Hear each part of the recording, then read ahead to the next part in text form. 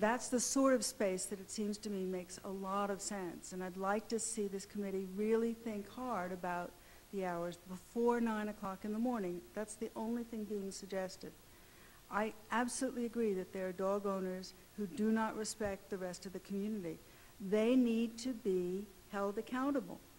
You know, they do. And there needs to be a way to enforce the existing rules while giving an opportunity for dogs to be happy and healthy.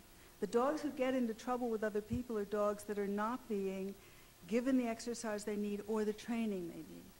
So there are a lot of ways to educate people, but restricting them, telling them that they're even breaking the law on a 26-foot leash is not the way to cultivate a good, healthy owner dog population in this town.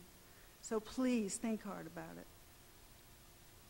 And I do think it's time. I don't think going through another whole season without a plan is going to help things get better. I think we need to start working with it. Thank you.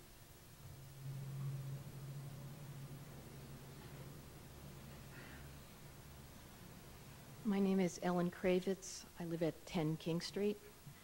I guess I wanted to address the comment about the fact that dog people have to get other dog owners under control before there can be progress on this issue.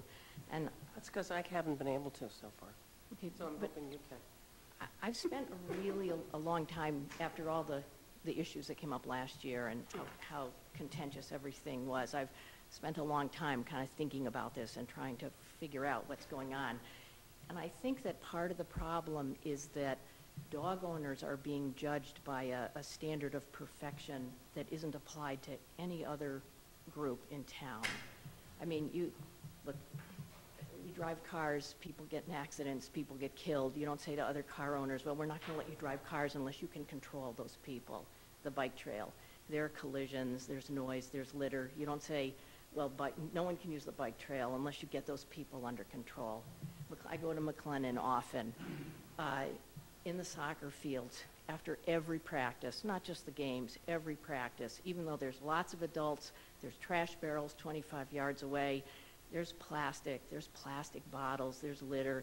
It gets ground up by the mower. It ends up in the tall grass, in the pond, in the woods. You can see it at this time of the year. Once things fill in, you don't. And you know, that's stuff that's going to be there for 450 years, and it happens all the time. And we don't say, well, no one can play soccer there unless you can control and make sure there's no water bottles left on the field. I mean, human beings are imperfect, and we have trash barrels all over town because people can't carry their own litter back to their house. I mean, that's built into everything. Dog owners they need to be just held to the same standard everyone else is, not a standard of perfection. And I agree with what the last speaker said. There are 98% of dog owners are responsible people. They pick up after their dogs. There would be so much more. Well, I don't want to go into too much detail, but the main thing is I think they should come down very hard on the people who are causing problems. Let people call the police. Let them ticket people. Let them fine them. Let them keep upping the ante on the fines. But treat us the way every other entity in town is treated. So anyway, that's it. Thank you. Thank you. BethAnn Friedman. What I'd like to remind the Selectmen is that the vote on the Green Dog proposal, which was much more extensive than this warrant article, was very, very close. So I think given the limited number of hours that are included in this proposal, that the restrictions about where dogs would be permitted to be off-leash,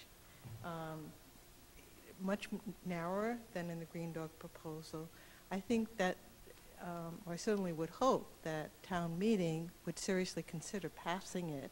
And I would urge you to at least give the town meeting opportunity to take one more look at this.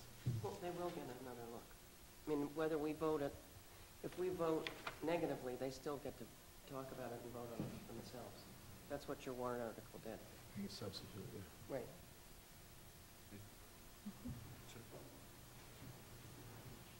I'm the staff of Arlington, 26 Shawnee Road, and I've been to a lot of Green Dog meetings over the last couple of years, and in a sense, I don't actually object to the idea of having spaces. I think it's something to be very careful about, having unfenced spaces, and I'm on the fenced dog force task, fenced dog task force. Somebody help me out with that, but thank you. But so my main objection to this warrant article is I like having this process in public, as messy, as contentious, and as difficult as it has been. I like having the Board of Selectmen look at the progress of the plans, and I like having town meeting vote on it, and I feel that those are reasonable bars to set to have this go through. And I think if this warrant article goes forward, it will end up at the discretion of the Park and Rec Commission. And I think the Park and Rec Commission has shown the type of plans that they will do over the last few years as 2/3 of the Green Dog Committee.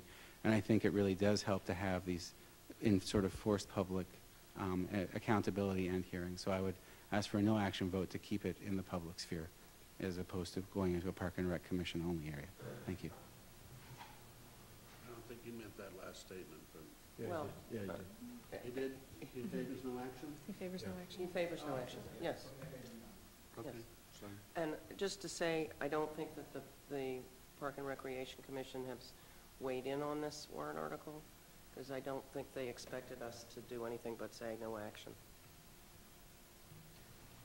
Okay. And colleagues? Further discussion? On the motion of no action by Ms. Rowe, seconded by Mr. Mahan, all those in favor, please signify by saying aye. Aye. All those opposed, aye. Nay. I'm opposed because last year, after all of the work that Green Dog had done, I felt that it was only right the town meeting should be allowed to discuss it, and so I'm going to vote consistently the same way on that, on this particular one. Although I'm losing, and it's 4-1, but, and Ms. Rowe is right, someone can bring up a substitute motion at town meeting, but let's keep talking about it. It's so much fun, and I want all 900 at that meeting. So on a 4-1, no action recommended. And if we haven't been contentious enough, Here we go. shall we dance? Oh, we haven't Bylaw done yet. amendment, compensation, pathetic, poor compensation of selectmen. Mrs. Mahan. Out of my almost 3-hour meeting with Finance